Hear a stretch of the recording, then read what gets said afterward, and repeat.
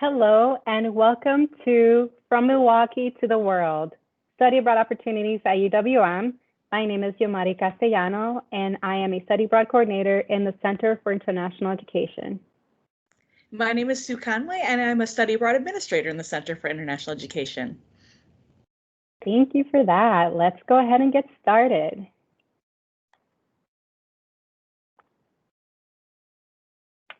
Okay, so right now, study abroad may be on pause due to the COVID-19 outbreak, but this does not mean that you should dismiss the idea of study abroad. There are virtual learning experiences that you can participate in at this time by taking online courses supplemented by cultural exchange or international internships. While you can't physically travel right now, we encourage you to start planning your study abroad adventure and consider virtual global experiences. Just so you know, it's never too early to plan your study abroad. You are right, Yomari. Thank you, Sue.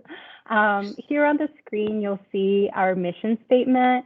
And just wanted to let you know that we in CIE are really passionate about education abroad. We provide support and services to UWM by serving as a liaison between UWM and the world. We facilitate international experiences that provide opportunities for international study, research, or practical experiences outside of the US. These experiences foster critical thought, intellectual and social growth, knowledge and experiences for professional success, and responsible global citizenship. So what does study abroad really mean? You may have figured it out already, but study abroad means earning academic credit while learning and experiencing life in another country, whether it's online or on-site or online. There are many ways that we can do this, and we want to make sure that you have every opportunity to experience one of these opportunities. So one of the most popular options we have are our short-term study abroad programs that are led by UWM professors. Typically, these are all students within your major or maybe complementary majors that are going on a program and traveling together and studying the same thing. We also have semester or year-long exchange programs, and exchange programs are partnerships that we have with international universities where students can earn academic credit at an institution like UWM in another country, but they're paying UWM tuition for those credits. The students that come in do the same thing, and we have an even exchange with those students from those different campuses. We also have semester or year-long study abroad programs. So if there's not an exchange in the country that you want to go to or the program that you'd like to attend, we still have opportunities for our students to go there.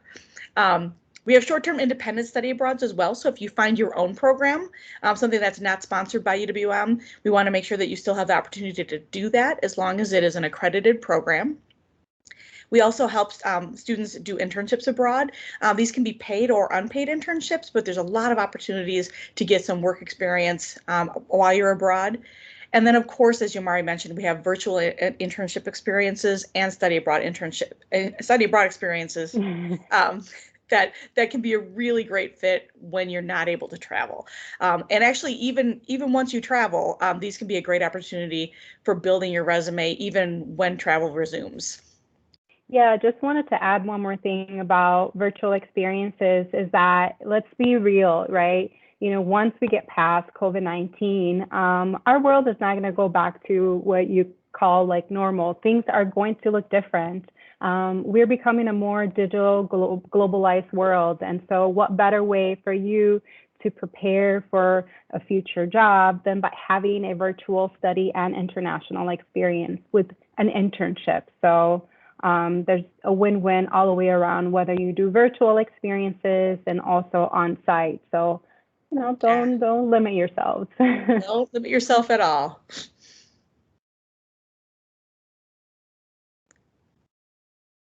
So why should you study abroad? We've mentioned a couple of things already. You actually can earn credits towards your degree or your major that actually can help you stay on track for graduation. You develop a cross-cultural understanding, so it really helps, even if it's a virtual experience, you're learning how they do things in another country. You're learning how they study in another country, the different ways that they might think about the subject that you're interested in. So it really helps you develop some additional skills within your cross-cultural understanding. and it helps you grow very much on a personal basis. So your self-confidence is going to increase with these experiences, your sense of independence and self-reliance, and your adaptability will all increase as part of a study abroad experience because you have to. And it really is a great way to feel like you're making that transition into the workforce or just being an adult. We also can help you improve upon or gain language skills. If you are not, if you're studying a language, we want to make sure that you improve your language skills. If you haven't studied a language before, why not develop some language skills? That definitely is going to help build your resume, and either for graduate school or for your future career. So again, enhancing that resume, either your academic or professional resume, it's going to stand out on both cases and really make sure that you have the best opportunity to get the career you want long term. And there's the University of California at Merced did a really amazing study that about study abroad results, and they found that study abroad alumni have 25% higher starting salaries than the average students.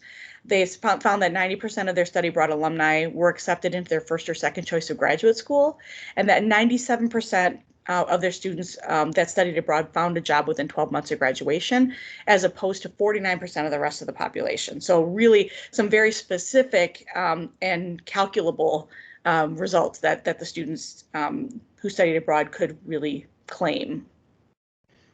Yeah, and there's one more thing that I would like to add too is that, I encourage students to, while at UWM, maximize your time there, whether it's participating in student organizations, volunteering, participating in a study abroad, or an international internship opportunity, just whatever it is that you can do to make yourself stand out. Because the reality is that you're going to be competing with a lot of people, whether it's for graduate school or whether it's for an actual career or position. So just finding ways to really distinguish yourself, right, and stand out when it comes to these applications and these opportunities in general. And I want to add one plug for our friends at CPARC here at UWM, because when you come back from your study abroad experiences, they can really help you make sure that these experiences show up in an amazing way on your resume and in your cover letters, so that you don't have to try to explain it all over, but it's going to be right there as something that they can see when they're trying to figure out who they should interview. Absolutely. Thank you for that point too. So choosing the right program, whether you're coming to us right out of high school or you're transferring from another university or you're just coming back to UWM, what I advise students when it comes to finding a program that's a good fit is that, think about what was it that you were considering for that university that was like your dream university. You thought about the academics. Do they offer my major? You thought about location, right? Is it in a big city or a small city? What is the population size of that city? Or what is the population size of that university? Because all of these things really come into play on, whether you'll be successful or at least feel like, that's the right university for you. That's the right setting that will set you up for success. So kind of the same approach that we advise students to take when it comes to finding a program. So academic offerings, for example, do you want to take classes that fulfill a specific major or minor requirement? Or do you want to use those credits and just apply them towards your elective credits that you need for graduation? Perhaps you're wanting to learn a new language. We do offer programs that you don't have to have any kind of background in that language, and you can start from zero, which I think is pretty cool. Country of study, maybe you've always dreamt of studying in the Czech Republic or South Korea, wherever it is. We offer programs in over 30 countries, and if for some reason we don't offer a program in the country of your dreams per se, as Sue mentioned earlier, students can participate in programs outside of our portfolio, but you are required to work with us and you make sure that you're applying for a program that will get you an actual transcript, right? So you can transfer those credits in. Are you interested in doing an on-site or a virtual experience? Again, virtual opportunities are really, really valuable. It's basically sort of like the traditional study abroad experience in that you'll be taking a class, perhaps taught by a professor in that particular country, and they might use that cities like as their classroom space. So you're kind of like in a way will be traveling with them, and you'll be taking classes with students all over the states and perhaps even interacting with international students in that particular country. So it's a really neat opportunity.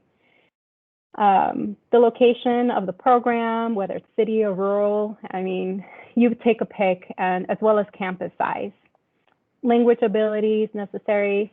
A lot of our programs don't require a language. Some do, and this is more for higher level language learners. So again, we have something for everybody. Independent versus guided study. Basically, for independent types of programs, so it's where you would pretty much be responsible for making sure that you secure housing, if there are any like excursions and things like that that you want to participate in. That's pretty much like that you set up on your own versus a guided study. With these types of opportunities, you're pretty much paying for a comprehensive fee that it's sort of like a package deal, if you will, where it includes airport pickup, it may include some excursions, things like that. So think about the type of person that you are. Are you more hands-off or are you more hands-on? And depending on that, then you pick accordingly. And last but not least, cost.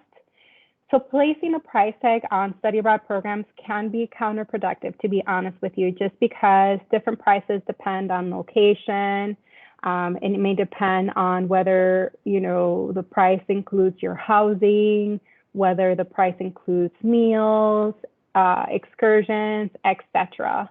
But again, think about what it is that you're looking for, and then go from there.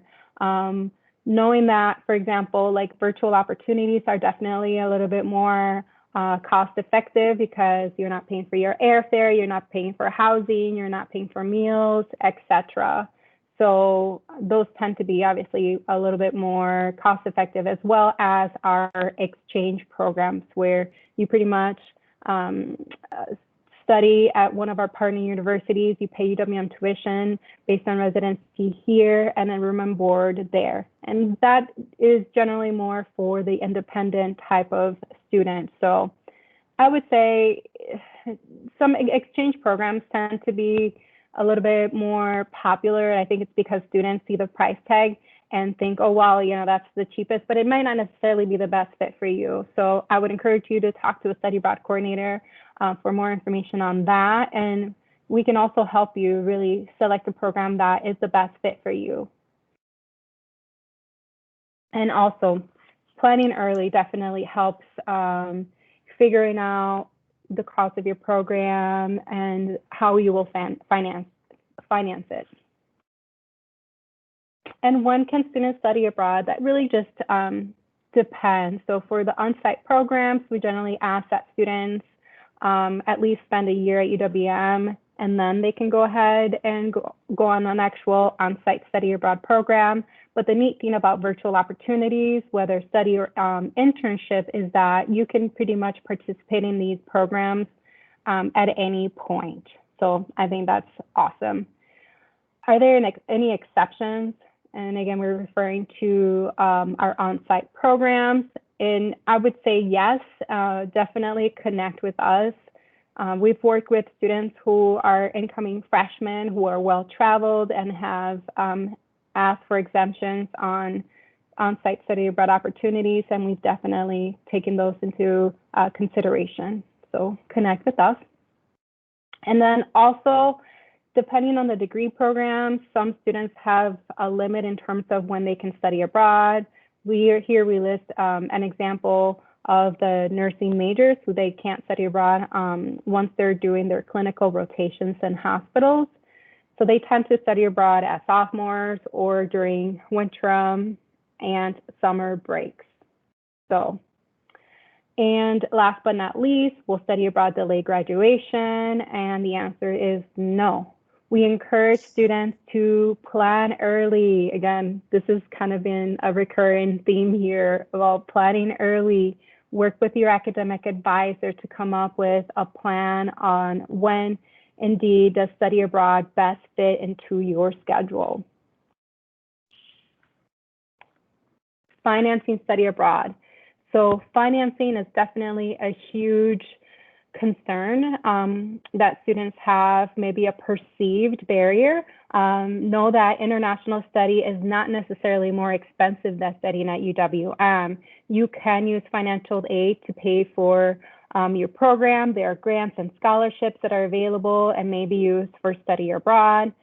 Some funding opportunities may include grants, loans, scholarships, and there are plenty of scholarships out there, just so you know. These may be based on financial need, ability-based, academic performance-based, program-specific, country-specific, language-specific. So as you can tell, there are plenty scholarships out there. I would encourage you to go on our website, studyabroad.uwm.edu, to learn about scholarship information, as well as check out the UWM scholarship portal, because the truth is that this is an academic experience. It's not a trip, it's not a vacation. So you more than likely can apply your scholarship for study abroad. So make sure that you keep that in mind. And then also you can certainly get creative and using your personal funds, whether by creating a GoFundMe account or Kickstarter. Like, our students have gotten really, really strategic and creative in terms of figuring out ways that they can finance their study abroad. Yamari, I was going to say, Yamari, didn't our art students have an art sale to help fund their program one year? Yes. Just another creative way. I mean, there's so many ways that you can make this a goal. And I would say, you know, with study abroad, I think people think, oh, well, it's too expensive, I can't afford it. And that is not necessarily true. You know, attending a financing study abroad 101 information session where you can learn about how you can use financial aid to pay for your study abroad, learn about what financing options are available to you specifically based on the information that you included on FAFSA. It's really important because I always encourage students to research the opportunities through and through and then make an informed decision. Like, don't ever limit yourself by just thinking that there's a perceived barrier, because I personally just wanted to share that. So I studied in Spain, first, generation college student, and I could have easily said, oh, well, I can't afford to pay for my study abroad. And gosh, had I thought that, I believed it, I would not have had that opportunity. So, meet with a financial aid advisor. They can certainly consider your particular study abroad program that you're interested in participating in, and based on your FAFSA, can give you an idea of how much aid you qualify for. And you'll be surprised to know how much financial support is out there.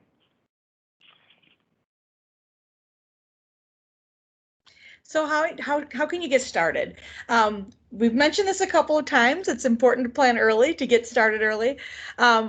When you're actually coming into the university, meet with your academic advisor. Let them know right away that you plan to study abroad, and they can help you figure out the best time to study abroad and also what your academic plan should look like. There may be classes that you have to take on site at UWM, and they can let you plan that into your schedule and also help you figure out which classes are more flexible and can be taken abroad. That way you'll make sure that you're staying exactly on track as you're planning ahead for your study abroad experience. Many of our study abroad programs have a GPA requirement, and there's a general GPA requirement for study abroad as a whole.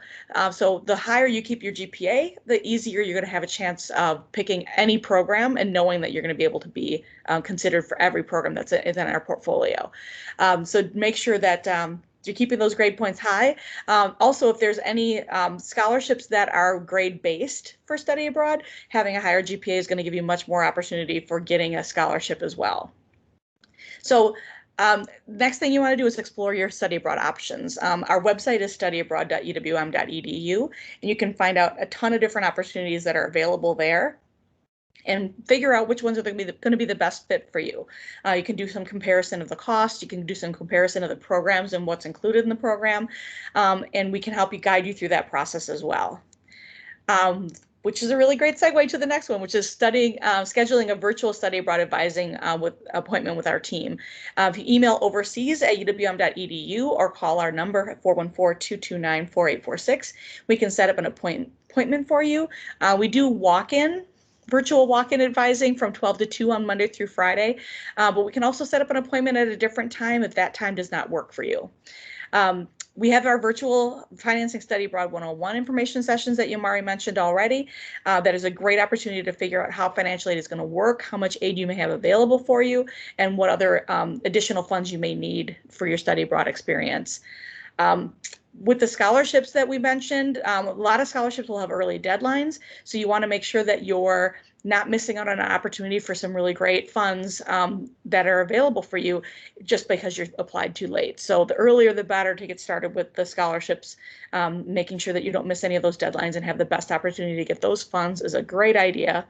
And if you don't currently have a valid passport, get a passport or renew your passport. They're valid for 10 years when you get them as an adult, and it will just be one thing that you don't have to worry about when you get into your study abroad application process. So take care of that now.